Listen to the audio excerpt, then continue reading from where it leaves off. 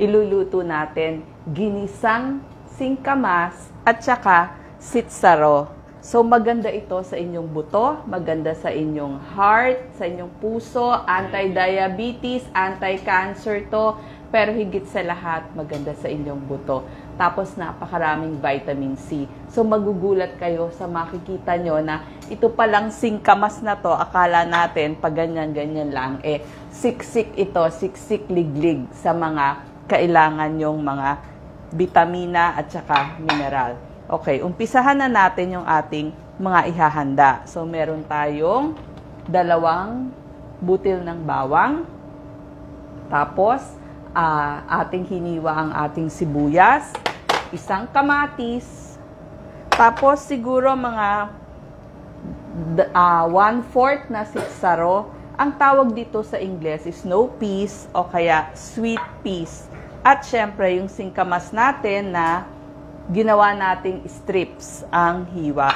So dati ganyan. Alam nyo itong singkamas na to, mapapakain na kayo sa ikukwento ko sa inyo. So umpisahan na natin. Pwede tayo magsahog. Pwedeng baboy. Yan, baboy ang pangsahog. O kaya naman, pwede rin hipon. O kaya naman, kung gusto nyo, manok. So whichever. Pero kung vegetarian kayo, pwede na rin yung ano. Yan, sorry, medyo malakas lang yung ating apoy. Pero sandali lang yan. So, nilagyan ko ng konting, kasi pinainit ko na para madali. Yan, nilagyan ko lang ng, para mas madaling maluto, yung inyong pork, yung inyong chicken, pwede nating pakuluan ng konti doon sa ating tubig. Yan.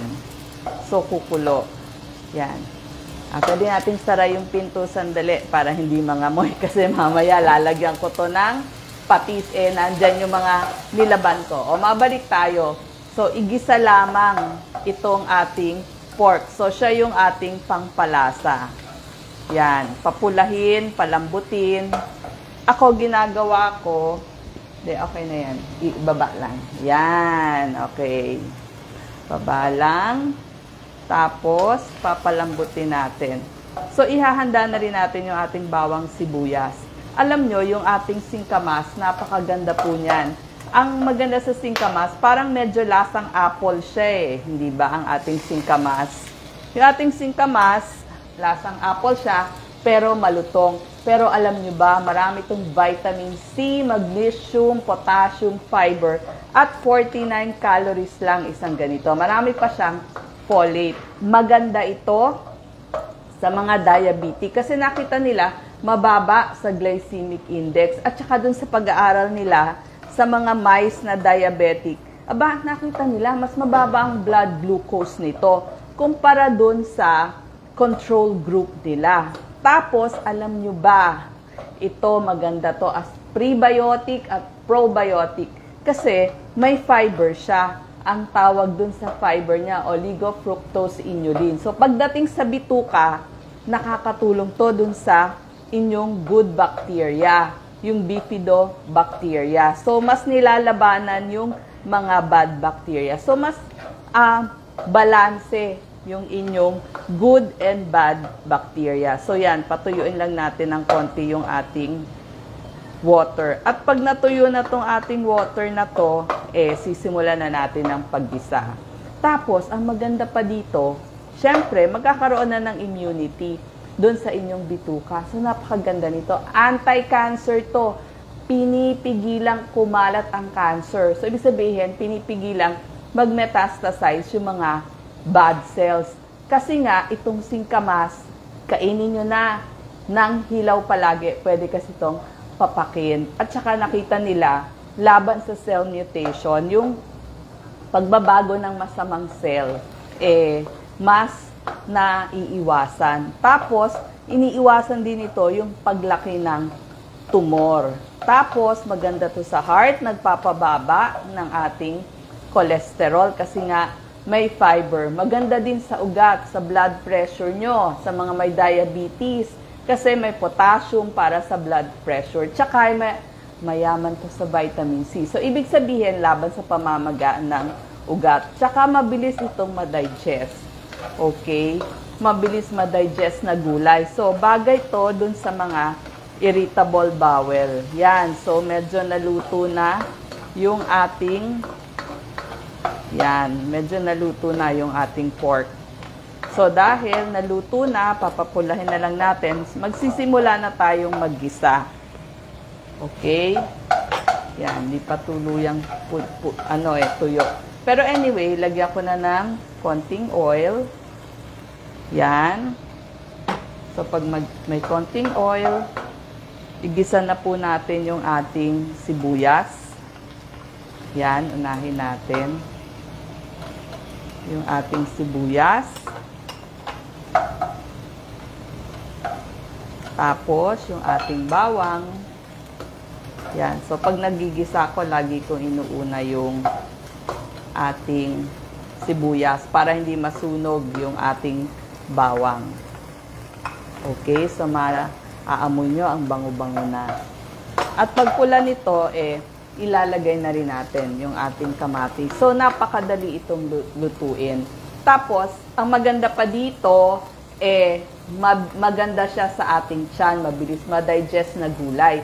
So, bagay to dun sa mga may irritable bowel syndrome o dun sa mga merong mga ulcer o kaya yung nagkaroon ng mga autoimmune diseases dun sa inyong tiyan. So, yan. Nilagay ko na rin yung ating kamatis. So, gisa-gisa lang. Gisa-gisa.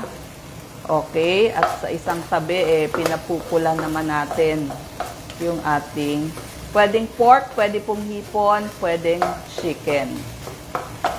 At ang maganda, para nagkakalasa yung ating niluluto, pwede nyo pong ilagay asin, pero syempre tayo, Pilipino tayo, lagi tayong may patis.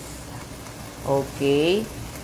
Patis, paminta, pwede din po asin, pwede rin toyo, whichever you like, o kaya pwede din oyster sauce na may konting toyo, tubig, and oyster sauce. Tapos lagyan nyo na rin ho ng paminta. Yan. Halu-haluin lang. Oo. Yan. Paghaluin na natin. So yan, mapula-pula na rin yung ating pork. Okay. So, nakita nyo yung ating bawang, sibuyas, kamatis, tinimplahan natin. Pwede nyong lagyan konting-konting sugar. Tapos, ilalagay na ho natin yung ating sitsaro. Okay, yung sitsaro, ang tawag dito snow peas or sweet peas. Kaya siya tiyag na snow peas kasi pwede ito sa taglamig. So, ganito lang po, tatanggalan nyo ng gilid. Yan, nag-sample lang ako ng ilan. Pero, kayo na ho ang gagawa niyan. So, napakasustansya din itong ating sitsaro. Yan. Ito pong sitsaro, 100% ng pangangailangan ng vitamin C nandito. Tapos may vitamin A pa siya, ha? 33% ang pangangailangan nyo. Vitamin K, tapos folate, tapos magnesium, phosphorus, potassium, manganese. So, ito yung gulay na less starchy. So, ibig sabihin, mababa sa carbohydrates. Kaya nga sabi ko, bagay sa diabetic. At saka, may antioxidant. So, may flavonoid, mayroong carotenoid. So, nagpapababa ng risk ng pagkakaroon ng sakit sa puso at saka ng stroke. So, ito, sandali lang ito niluluto kasi gusto natin crunchy. Tapos, mayaman po ang ating sitsaro sa vitamin K. Yan, pampatibay ng buto. So, iwas osteoporosis o paglambot ng buto. Maganda din to sa heart.